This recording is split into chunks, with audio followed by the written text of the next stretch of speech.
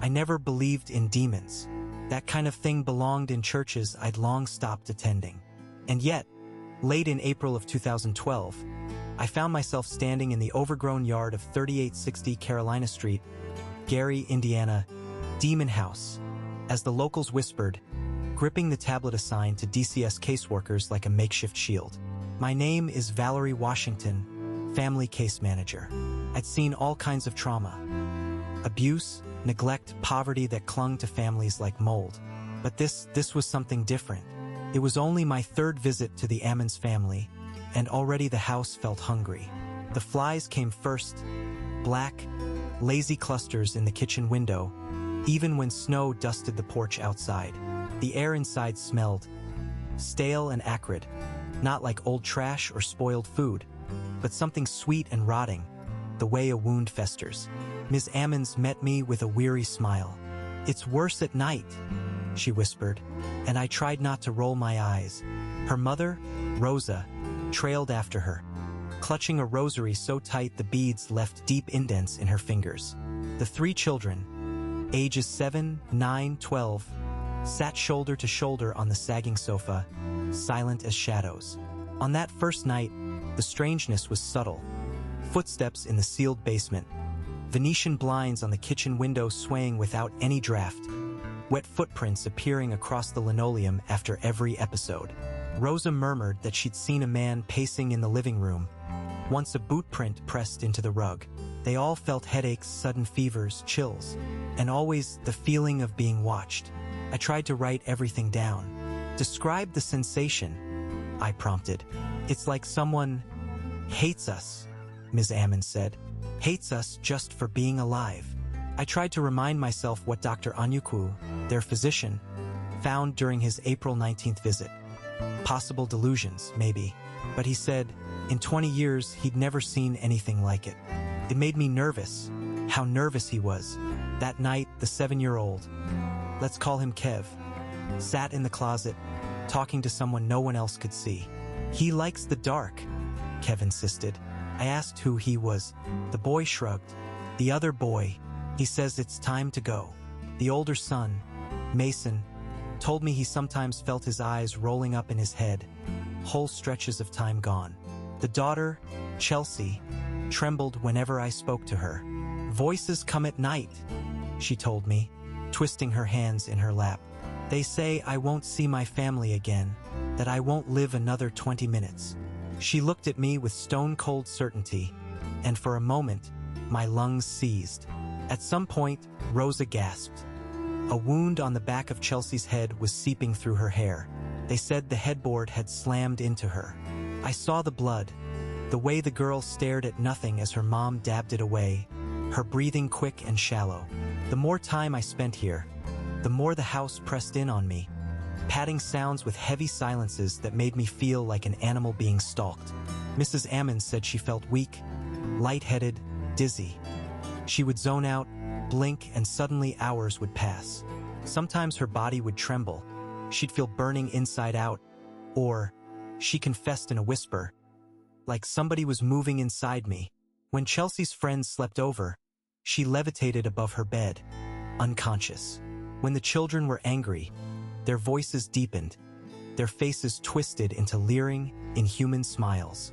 More than once, I saw Mason's pupils nearly vanish, his voice growling, low, guttural, not possible for a 9-year-old. He hissed, "I will kill you," once, and smiled so wide his gums turned white. As part of their case, Latoya brought the boys to the hospital. I accompanied her. That's when the bottom dropped out. It started in the exam room. Kev began thrashing, growling. The hospital psychiatrist attempted to restrain him, but the boy's body contorted, small fists flailing. Then, in full view of medical staff and officers, Mason, who'd been standing with his brother, locked hands with Kev, and both boys walked backward, up the hospital wall, flipped over, and landed on their feet behind the stunned doctor. Everyone screamed. I could only think, no one is ever going to believe me. Later, even as I wrote it in my report, I doubted my own memory. But it happened. Nurses ran from the room. The ER physician, hands shaking, pulled me aside that night. "Nothing in my entire career prepared me for this," he whispered. After that, DCS removed the children temporarily. I felt guilt, like I'd further broken a frightened family, but the department was at a loss. Some said collective delusion. Others blamed Ms. Ammons for her stories, but everyone agreed something was very wrong. When the police came for a walkthrough, radios malfunctioned, static warbled through walkie-talkies, and an officer's body camera caught a white, misty figure darting down the stairs.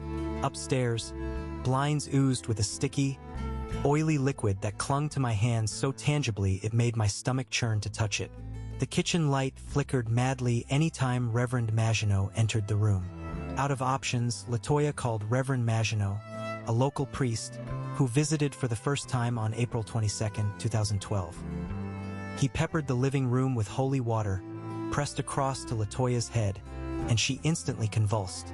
Her eyes rolled back, her body jerking, face contorted in agony. He declared the family tormented by demons. After receiving permission from his bishop, Maginot performed 3 exorcisms, 2 in English, 1 in Latin at St. Stephen, Martyr Parish that June.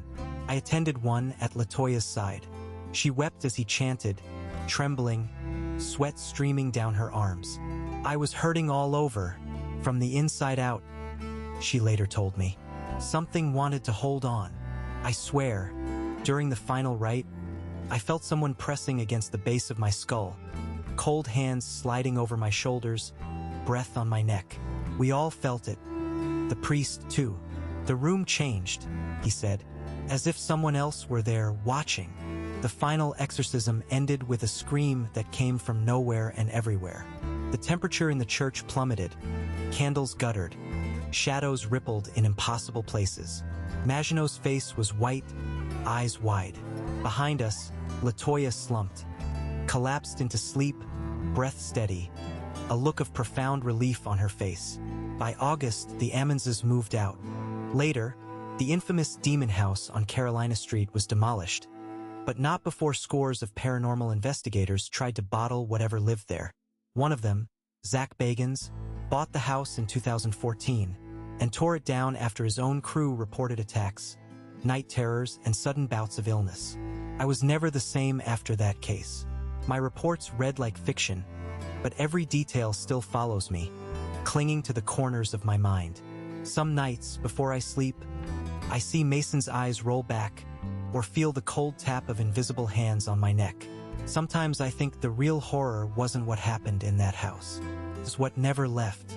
Because sometimes, in the darkest part of my apartment, I hear something breathing, a little shudder, a small giggle, and for a moment, the air is thick with the scent of sweet rot, and I remember, it hates us just for being alive, and I wonder if it ever really went away.